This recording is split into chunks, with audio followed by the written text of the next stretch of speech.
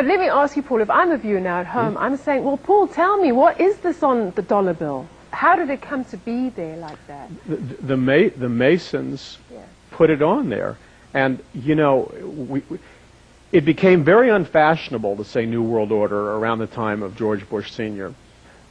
So they stopped saying it. They're very clever at changing the names.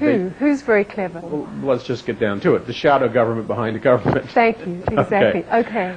And let me ask you another provocative question. Do you really believe that there is a shadow government behind the government today? Yes. Not only do I believe that there's a shadow government behind the government, I know there's a shadow government behind the government, and there's a throne behind the throne, both earthly and supernatural. And can I just say to our viewers that Rory and I also, after all the research that we've done, this is why Paul has been invited onto the program, because we believe this too. Apocalypse and the end times. We are interesting discussions going on here. We're talking to Paul McGuire. Let's pick up now, because we've opened up on the first segment of this program a whole bunch of interesting things which we need to visit over the upcoming program. We started by firstly talking about the UN, their primary focus, one world government. Let's pick up also with IMF, the International Monetary Fund, okay, and also the global crisis, financial crisis that many of our viewers are involved in to some degree, whether it be their 401ks or around the world their stocks and investments have diminished by maybe a third or a half. God forbid, I pray none, dear viewer. I pray the Lord has protected you and kept you through this awkward time. Do you think the current economic crisis, where do you think it's come from? Is it tied in with what we've been talking before? And the Federal Reserve. Yes. Is this just a colossal economic crash, or is this a carefully maneuvered and strategized approach? I think it's probably a combination of both. It's like somebody tripped over a switch by accident. I think there's some accidents involved here.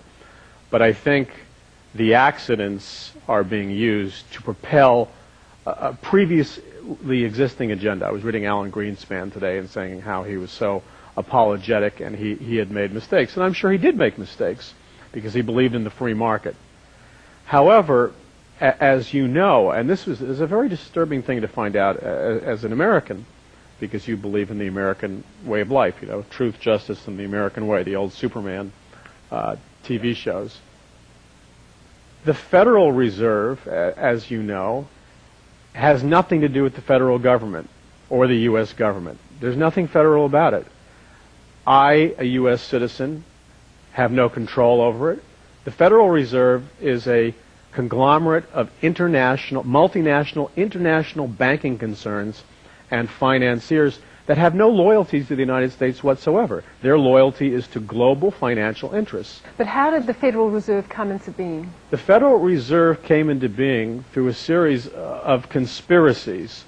It was fought as far back as our first founding fathers. Jefferson was very resistant to a bank, an international bank, or a central bank controlling the United States, because he knew that if a central bank controlled the United States, it would control the political structure.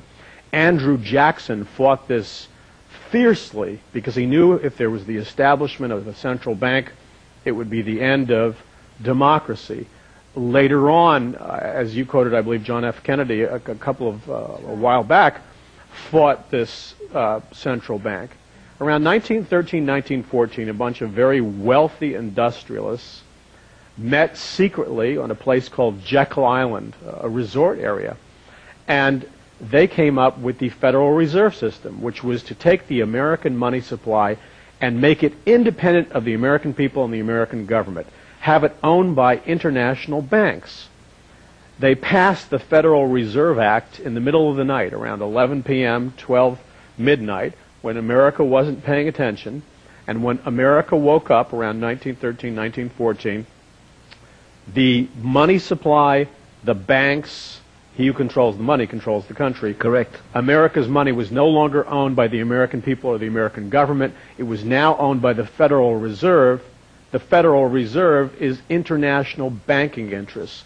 So you saw the transfer of power and authority from the American people and the American government to an international group of financiers. And so today America is controlled not by the people. It's not controlled by we the people. That's an illusion. There's very little difference between the Democratic Party and the Republican Party. I do believe every Christian should vote and pray. There are some differences. We do need to vote. But essentially both parties are controlled by the same international banking interests. Okay, and could I just say, and that is why then, hearing you there, is why Ronald Reagan said the Federal Reserve is accountable to no one. Absolutely. So no one monitors it, it's not accountable, it's not responsible to anyone, it's its own independent... Yes, and it's in total madness. You read the financial papers and the headlines, and you keep talking about, not you, but the media keeps talking about the Fed, and how we're going to pay for this debt. Well, how are we going to pay for this debt? We're going to pay for the debt by printing money based on nothing. Correct. I wish I could do that when I'm in debt. I could go into my printer and just print money. Lend it to the government. Yes. This is the Fed, a privately controlled or owned situation. Yes. Getting the American people to pay for the mess. Now, as you say, it's part accident, and it's out of that being used to work this thing through. Which part was engineered, Paul? I think the part that's engineered is the result. Look at the result in America and in all the European countries, Germany, Britain, France. What this has done, Karl Marx couldn't have dreamed for a better scenario. You essentially have the government owning industry, banking, and finance. Well, the name for that 2 years ago was called socialism. Karl Marx said that the government should own the means of production. That's the essential tenet of communism. In this particular case, though, it's not the government that is owning so much the banking industry, because the government is owned by the Federal Reserve. So we have the government owning major banking industries, major corporations, which is the antithesis of capitalism, but the government is owned by the Federal Reserve. The Federal Reserve is an international banking system. So what we are really seeing is a very fast movement towards a global government, a one-world economic system, and a global currency. What are all the world leaders saying on almost a daily basis in front of the television cameras? We need a global currency. We need a global regulatory system.